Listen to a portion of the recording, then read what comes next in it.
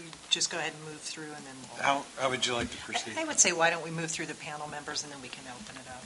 Great. Very good. Should I just turn it off? No? It sounds on.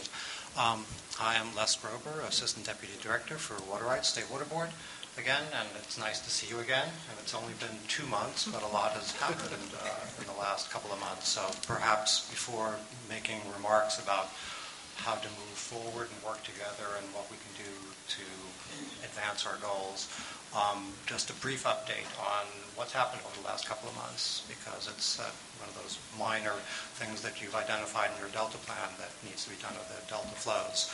So we've made forward progress on 2 aspects of that, our Phase 1 effort and Phase 2.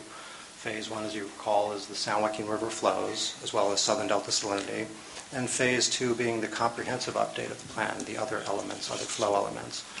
And really all elements of the plan, because I guess a theme that I'd like to stress today in terms of what we're doing and moving forward is that it's about more than flow, and that's the thing that we're wrestling with and as you're wrestling with. How do we come up with that comprehensive plan that actually fixes things and doesn't predetermine that we need to do this and this and this, and also doesn't necessarily rely entirely on, of course, the board's principal authorities are with regard to flow and for water quality, but how do we come up with a comprehensive package that achieves the goals of ecosystem protection and maintaining a sustainable water supply? So with that in mind, I suppose because at least I, am always expecting not just the worst, but also I think I've become pretty good at understanding the comments and concerns with what we're advancing. We didn't hear anything generally large and new at our March 20th, 21st hearing for the San Joaquin River flow, but we've got some good information on what people are thinking with regard to the specific proposal, including the letter that we received from you that actually tracked some of the key themes that we'd heard with regard to our flow activities.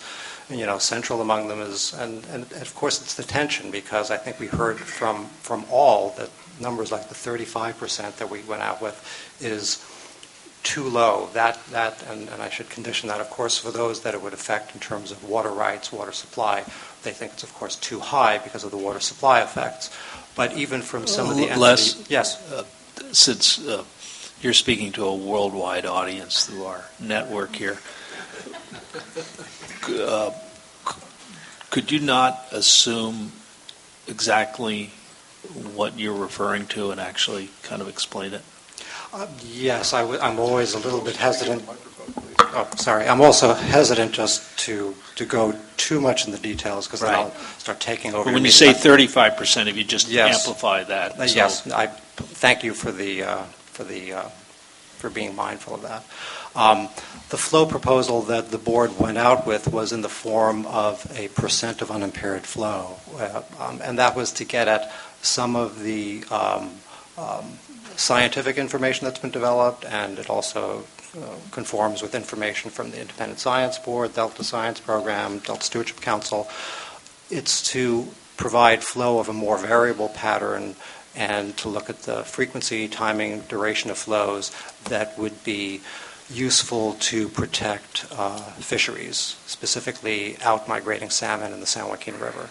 So the 35% is a shorthand for saying, well, that is a percent of unimpaired flow being something that roughly approximates the flow that would occur if it were not impounded by dams or consumptively used in the watershed.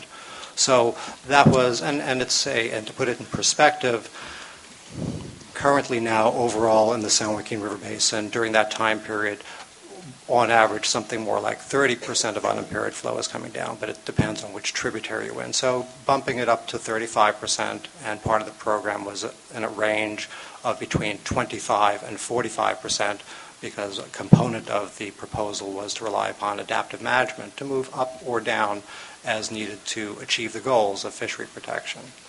So hopefully that's so thank you very much, because 35%, what on earth does that mean?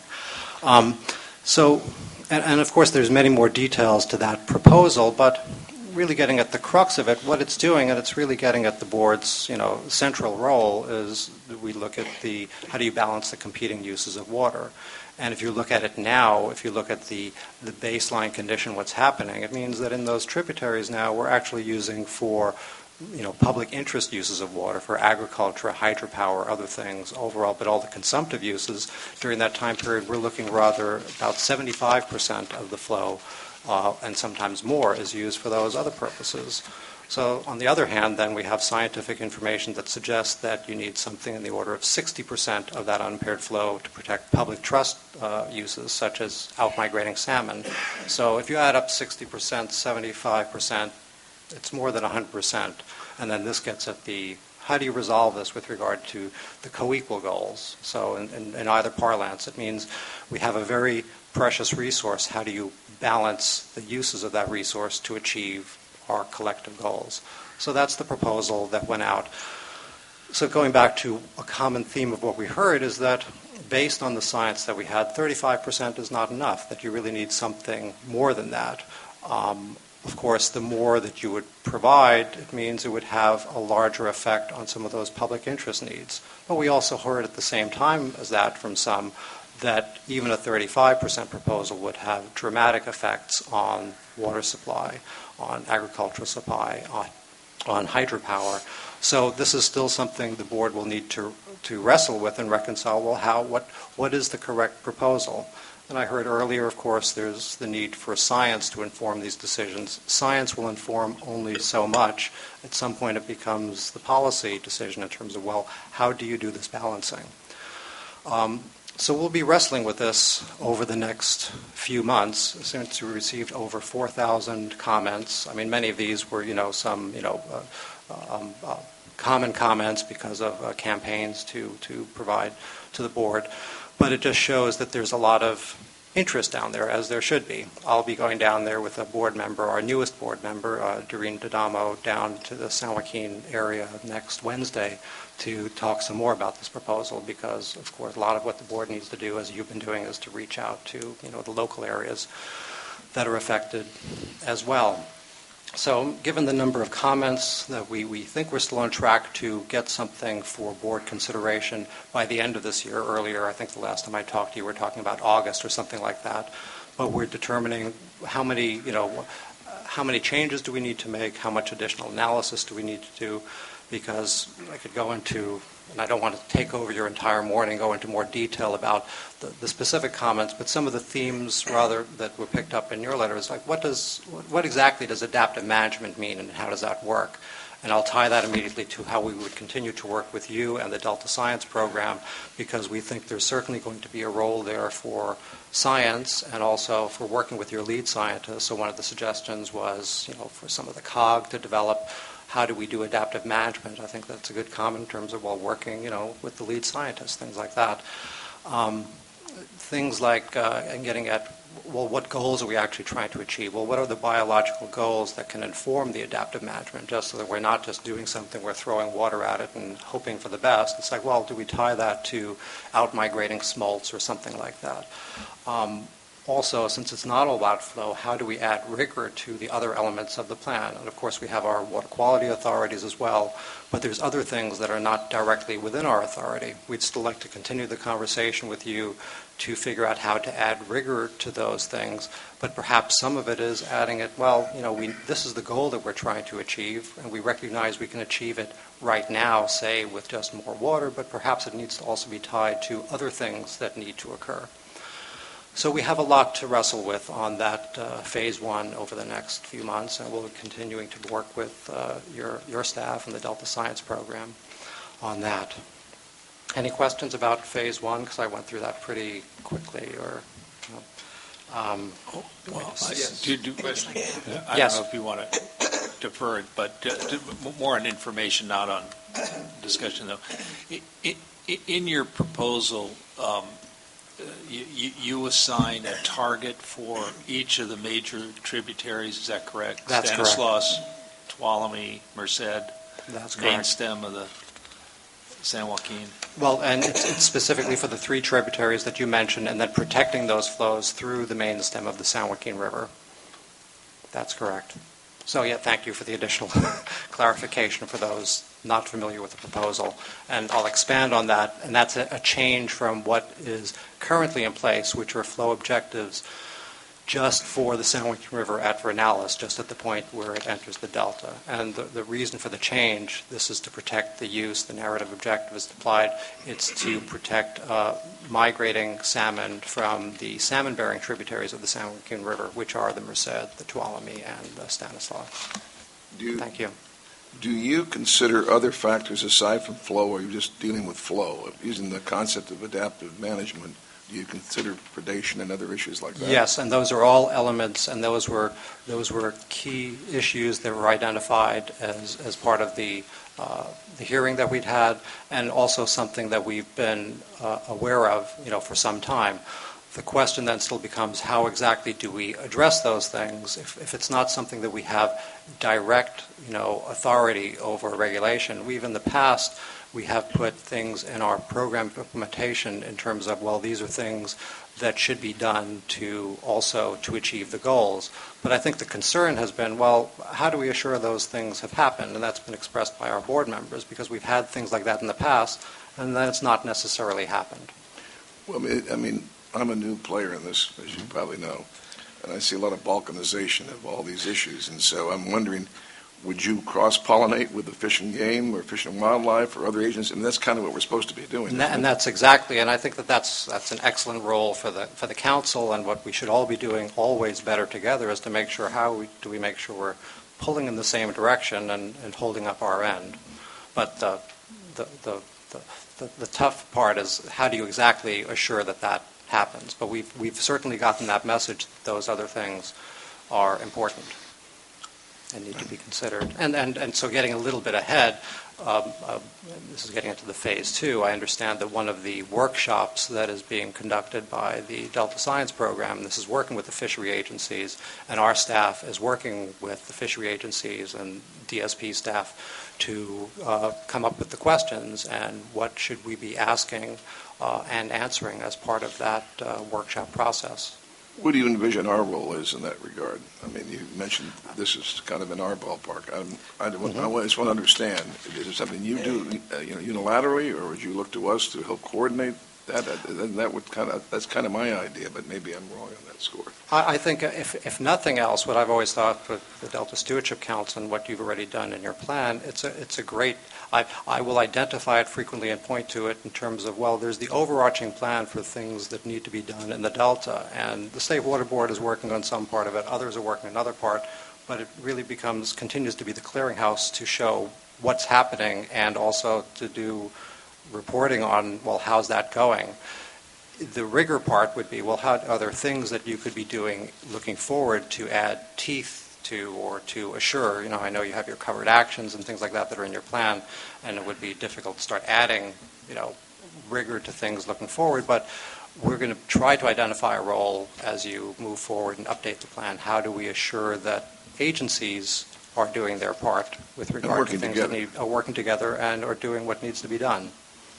Because we've heard that, we've certainly heard that from the water community, and we're aware of it. Since we have our authorities with regard to water rights, water quality, we will do a water quality control plan which sets the objectives, and then we do a water right proceeding which conditions the water rights. But how do we assure that Fish and Wildlife, other agencies that may have activities that would be helpful with regard to hatchery practices or predation, things like that, how do we assure that happens? So I don't have any specific answers for you now, but I just know that it's something that we are aware of and will be working towards in each phase of the plan update. Les, one step towards answering that question is determining who is going to prepare the list of issues and the agencies responsible, and then beginning to make those contacts. Mm-hmm. Now, is that something that you see coming out of this water quality plan process, or are you going to continue to be focused on flow and expect the Delta Stewardship Council to come to you and say, we think we should look at these other issues and pursue this with other agencies? I think we already know. I mean, it's always good to be reminded of what's a good idea to do. I mean, just like the flow work that you've already included in your plan. But I think that we are well aware, and we have board members that are very much interested in assuring that our plan is comprehensive in that way, and that we're not just doing just the flow part, just the things that we have normally done, that the way that I keep phrasing it is, how do we add rigor and assure that these other things happen and show the connectedness of it? Well, I guess what I'm asking is, at some point in time, are you going to pick up the phone and call Cindy and say, look, here's where we need some help? Yes. Or are you going to wait for... Okay. Well, no, I think, yes, if we, as we identify specific things that we think that you can help us with, yes, we would be doing that. How soon will we get that call? I don't know. Les, I would inject that you've already made that call to the yes. science plan, and they've been providing input into your process already. Yeah, perhaps. I mean, I've been parsing Delta Stewardship Council, Delta Science Plan. I haven't gotten to it yet, but there's a number of things, a number of areas that we're already working with your staff in terms of Delta Science Program and other things that have been proposed. And a lot of that is geared towards the Phase 2, which I haven't yet gotten into. But someone is going to have to pull the hook at some point if I start talking. Now I'm going to make the other, or I'm going to start talking too much detail about something, then you can tell me to back off. How about if you take about 5 more minutes? Okay. Phase 2. We had and Phase 2 is not as far along, and again, this is the phasing of the plan because it's a big document. Part of the reason for the phasing is that Phase 2 covers some of the same subject matter as the BDCP. It's our comprehensive update in the plan, and of course BDCP is preparing some information as it relates to the state and federal projects in the Delta. So as part of our activities, we're also now have increased our activity level working with the department in reviewing the draft EIR and the plan to see if it provides the information that we're going to need to support a changed point of diversion and any other permits that they would need for the BDCP, as well as reviewing it to see if that has information that would be useful and inform the Phase 2 update.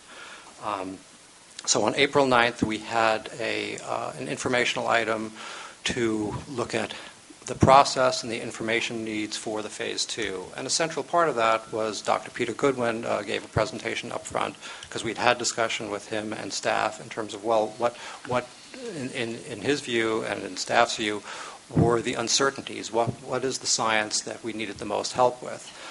And I'm happy to say that in general that the response was that we have a lot of information already upon which to move forward, but 4 areas were identified that we could work together where we'd use the Delta Science Program to have workshops to get additional information. I would make even one correction and modification. They were framed in terms of delta outflow, in-delta flow, nutrients, and invasive species. I think recognizing the discussion that we're just having here and that we know it's about more than flow, really how those should be framed is not just delta outflow, but it's delta outflow and issues related to delta outflow, habitat, species, anything else that's related to it. So we're not just, again, looking, well, we're just trying to fix this with delta outflow, but with regard to the low salinity zone and its relationship with delta outflow, what's the whole universe of things that we should be looking at in that area. And similarly for in-delta flows. Of course, flow is one big part of it, but it's also other stressors related to that. Of course, some of those are addressed through the other distinct workshops that were proposed for nutrients and then also for invasive species. I work for a board. We haven't determined what path that we're going to be going down, but I think that it was generally well received by our board that using that process and working with you would assist our processes, and also that those appeared to be some of the right topics to look at in conjunction with the predation workshop that you already have going on. So we hope to move forward with those over the next year. I think at the board meeting, I think it might be overly ambitious to get those completed by August. I think more by the end of the year would still be helpful to inform our process. So with that, just the summary is continuing to work with your staff with the DSP, including the workshops, advising on adaptive management in a number of different ways. We envisioned that this is adaptive management. We all think it's important, but how do we make it work? So one area that we can work with you is we're thinking of setting up a work team to see, well, what exactly should adaptive management look like if it is to inform or be used in processes such as ours, consistent with the letter you provided us. That we'll be thinking about adding language to explicitly call out the lead scientist in the role in the COG for the San Joaquin part. And then, so that's for adaptive management. And then another area that we're going to be, because we're in the midst of setting up an interagency agreement with you, is to provide information on what methodology we can be using to develop in-stream flows. And that's connected to your, the establishment of flows by 2018 for priority tributaries of the Delta. So we're going to be working with your staff to determine what are the best methods to be using to do that, because there are a lot of tributaries to be evaluating. So we're looking for ways to do that that are both scientifically based, sound, but also a little bit more rapid. And with that, I will close. Thank you, Liz.